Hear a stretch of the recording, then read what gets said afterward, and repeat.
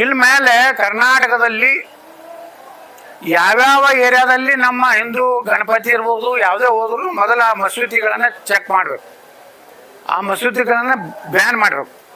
ನೀವು ನಮ್ಮ ಮಾಡ್ತಿರಲ್ಲ, ಯಾವ್ದಾರು ನಮ್ಮ ದೇವಸ್ಥಾನದಿಂದ ಒಂದು ಕಾಲು ಬಿದ್ದೈತಾನೆ ಭಾರತದಾಗ ಹೇಳ್ರಿ. ಇಡೀ ದೇಶದಲ್ಲಿ ಒಂದು ದೇವಸ್ಥಾನದಿಂದ ಹಿಂದೂಗಳು ಮುಸ್ಲಿಮರ ಕಾರ್ಯಕ್ರಮ ಕಲ್ಲು ಒಗದಾರ ಅಂತ ಒಂದು ಸಾಕ್ಷಿ ಹೇಳ್ರಿ. ಇವ್ರನ್ನ ಎಷ್ಟು ತಲೆ ಮ್ಯಾಗ ಕೂರಿಸ್ಕೊಂಡ್ರಿ.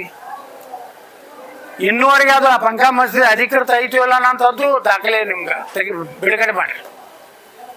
ಮದ್ದೂರಿನಲ್ಲಿ ಅವ್ರದ್ದು ಏನು ದಾಖಲೆನೇ ಇಲ್ಲ, ಎಲ್ಲ ಬೇಕಾಯ್ದೆಸ್ರಿ, ಯಾವುದೇ ಪರ್ಮಿಷನ್ ಇಲ್ಲ. ಅವ್ರಿಗೆ 24 ತಾಸು ಕರೆಂಟ್ ಕೊಡೋದು, 24 ತಾಸು ನೀರು ಕೊಡೋದು.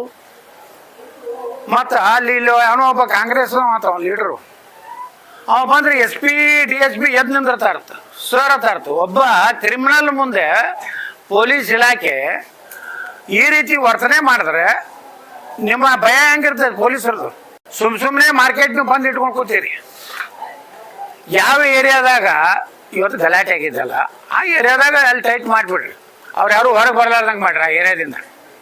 ಅವ್ರ ಪಾಪ ರಾತ್ರಿ ಅವ್ರು ಕೊತ್ತಂಬರಿ ತರ್ಲಾಕ, ಬಿರಿಯಾನಿಗೆ ಕೊತ್ತಂಬರಿ ತರ್ಲಾಕೊಂಡು ಹೋಗ್ತಾರ. ಅವ್ರು टमाटर हमारा छोकरा कुछ भी नहीं किया, कोतंबरिया लेने के लिए गया था, हमको पकड़ लिया.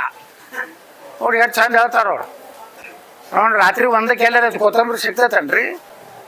ನೀವು ಪೊಲೀಸರು ಆ ಮಸೂತಿ ಮುಂದೆ ಹೋಗ್ಬೇಡ್ರಿ, ಈ ಮಸೂತಿ ಮುಂದೆ ಹೋಗ್ಬೇಡ್ರಿ ಅಂತ ನೀವು ರೆಸ್ಟ್ರಿಕ್ಷನ್ ಹಾಕಿದ್ರೆ ಮತ್ತೆ ಇದೇನು ಭಾರತ ದೇಶನಾಗ ಐತೋ ಏನು ಪಾಕಿಸ್ತಾನದಾಗ ಐತೋ?